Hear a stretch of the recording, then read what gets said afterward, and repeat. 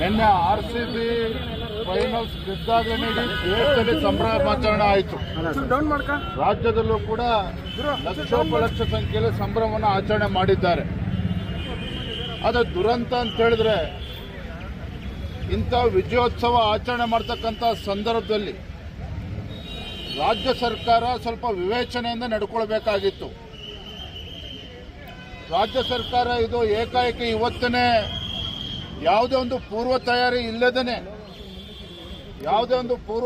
ಇಲ್ಲದೇನೆ ಇವತ್ತು ಸಂಭ್ರಮಾಚರಣೆ ಆಯೋಜನೆ ಮಾಡಬೇಕಾಗಿತ್ತ ಅಂತೇಳಿ ಒಂದು ಕ್ಷಣ ಯೋಚನೆ ಮಾಡಬೇಕಾಗಿತ್ತು.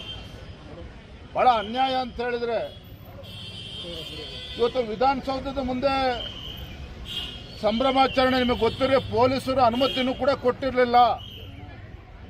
ಪೊಲೀಸರು ಯಾವುದೇ ಕಾರಣಕ್ಕೂ ವಿಧಾನಸೌಧದ ಮುಂದೆ ಸಂಭ್ರಮಾಚರಣೆ ಬೇಡ, ನಾವು ಕ್ರೌಡನ್ನು ಕಂಟ್ರೋಲ್ ಮಾಡೋದಕ್ಕೆ ಸಾಧ್ಯ ಆಗೋದಿಲ್ಲ ಅಂತೇಳಿ ಪೊಲೀಸ್ ಹಿರಿಯ ಅಧಿಕಾರಿಗಳು ಹೇಳಿದ್ರು ಸಹ ಮಾನ್ಯ ಮುಖ್ಯಮಂತ್ರಿಗಳು ಹಿರಿಯ ಪೊಲೀಸ್ ಅಧಿಕಾರಿಗಳಿಗೆ ಒತ್ತಾಯ ಮಾಡಿ ಆಗಲೇಬೇಕು ಅಂತೇಳಿ ಆದೇಶ ಮಾಡಿದ್ಮೇಲೆ, ಒತ್ತಾಯ ಮಾಡಿದ್ಮೇಲೆ ವಿಧಾನಸೌಧದ ಮುಂದೆ ಇವತ್ತು ಸಂಭ್ರಮಾಚರಣೆ ಕಾರ್ಯಕ್ರಮ ಮಾಡೋಂಥ ಪ್ಲಾನಿಂಗ್ ಆಯಿತು. ಮತ್ತು ನೀವು ಒಂದು ಕ್ಷಣ ನೀವು ಮಾಧ್ಯಮದವರು ಒಂದು ಕ್ಷಣ ನೋಡಿ, ಅಲ್ಲಿ ಹೆಣ್ಣುಮಕ್ಳುಗಳು ಏನು ಬ್ಯಾರಿಕೇಡ್ ಇತ್ತು ಅಲ್ಲಿ ಪರದಾಡ್ತಾ ಇದ್ರು, ಚಪ್ಪಲಿ ಎಸ್ತಿದ್ದಾರೆ.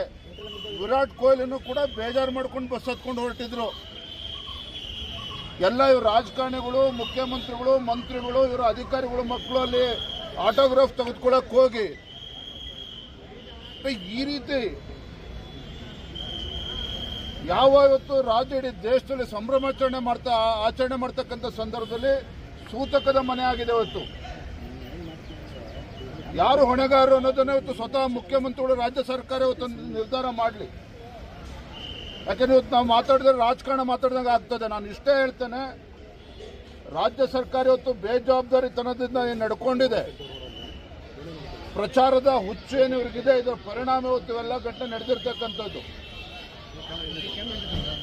ಚಿನ್ನಸ್ವಾಮಿ ಸ್ಟೇಡಿಯಂಲ್ಲೂ ಸಹ ಯಾವುದೇ ರೀತಿ ಮುಂಜಾಗ್ರತೆ ಯಾವುದೊಂದು ಕ್ರಮವನ್ನು ತೆಗೆದುಕೊಂಡಿಲ್ಲ.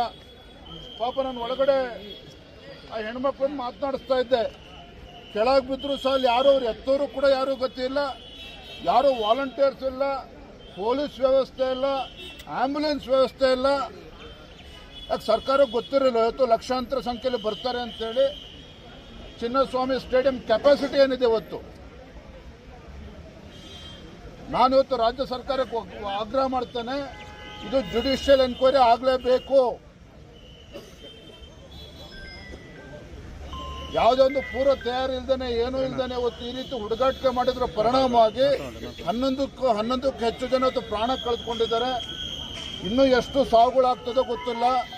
ನೂರಾರು ಜನ ಆಸ್ಪತ್ರೆ ಸೇರಿದ್ದಾರೆ. ಇವತ್ತು ಇದು ರಾಜ್ಯ ಸರ್ಕಾರ ಹೊಣೆನ ಹೊರಬೇಕಾಗ್ತದೆ. ಯಾರು ಜವಾಬ್ದಾರಿ ಹೊರಬೇಕು ಅನ್ನೋದನ್ನ ಸರ್ಕಾರ ತೀರ್ಮಾನ ಮಾಡಿ. ಈಗಾಗಲೇ ಇಲ್ಲಿ 6 ಜನ they have been already declared dead. 4 ಜನ ಇವತ್ತು ವೈದ್ಯ ಹಾಸ್ಪಿಟಲ್ ಕೂಡ ಅಲ್ಲಿದ್ದಾರೆ. ಅದರಲ್ಲಿ ಎಷ್ಟು ಜನ ಸತ್ತಿರೋ ಗೊತ್ತಿಲ್ಲ. ಬರ್ತಾ ಇರ್ತಕ್ಕಂಥ ಮಾಹಿತಿ ಪ್ರಕಾರ ಈಗಾಗಲೇ 12 ಜನ ಈಗಾಗಲೇ ಪ್ರಾಣ ಕಳೆದುಕೊಂಡಿದ್ದಾರೆ. ಇನ್ನೂ ಕೂಡ ಅಲ್ಲಿ ಸ್ಟೇಡಿಯಂಲ್ಲೂ ಕೂಡ ಪರದಾಡ್ತಾ ಇದ್ದಾರೆ. ಇನ್ನೂ ಕೂಡ ಕಾರ್ಯಕ್ರಮ ನಡೀತಾ ಇದೆ. ಅದ್ರ ಮಧ್ಯೆ ಕಾರ್ಯಕ್ರಮವೂ ಕೂಡ ನಡೀತಾ ಇದೆ. ಈ ರೀತಿ ರಾಜ್ಯ ಸರ್ಕಾರ ರೀತಿ ನಡ್ಕೊಳ್ತಾ ಇರ್ತಕ್ಕಂಥದ್ದು ನೀವು ಕ್ರಾಸ್ ಚೆಕ್ ಮಾಡಿ. ಅವತ್ತು ಪೊಲೀಸರು ಯಾವುದೇ ಕಾರಣಕ್ಕೂ ಚಪ್ಪಲಿ ಬಿಸಾಕಿದ್ದಾರೆ, ಕಲ್ಲು ಹೊಡೆದಿದ್ದಾರೆ, ಚಪ್ಪಲಿ ಬಿಸಾಕಿದ್ದಾರೆ. ಅಲ್ಲಿ ಏನೋ ದುರ್ಘಟನೆ ನಡೆದಿಲ್ಲ ಅಂತಕ್ಕಂಥದ್ದು ಪುಣ್ಯ ಅಷ್ಟೇನೆ. ಅದು ಚಿನ್ನಸ್ವಾಮಿ ಸ್ಟೇಡಿಯಂ ಅಲ್ಲಿ ಯಾರಾದ್ರೂ ಮನುಷ್ಯತ್ವ ಇರ್ತಕ್ಕಂಥವ್ರು ಈ ರೀತಿ ಯಾವುದೊಂದು ಪೂರ್ವ ತಯಾರಿ ಇಲ್ದೇನೆ ಈ ರೀತಿ ಕಾರ್ಯಕ್ರಮ ಮಾಡೋದಕ್ಕೆ ಸಾಧ್ಯನಾ? ಇನ್ನು ಆತುರಾತರವಾಗಿ ಇವತ್ತೇ ಮಾಡೋಂಥದ್ದು ಏನಿತ್ತು ರಾಜ್ಯ ಸರ್ಕಾರಕ್ಕೆ? ಯಾವುದೇ ಒಂದು ಪೂರ್ವ ತಯಾರಿ ಇಲ್ದೇನೆ ಇವತ್ತು ಈ ಘಟನೆಗಳು ಆಗೋದಕ್ಕೆ ರಾಜ್ಯ ಸರ್ಕಾರನೇ ಹೊಣೆ. ಇವತ್ತು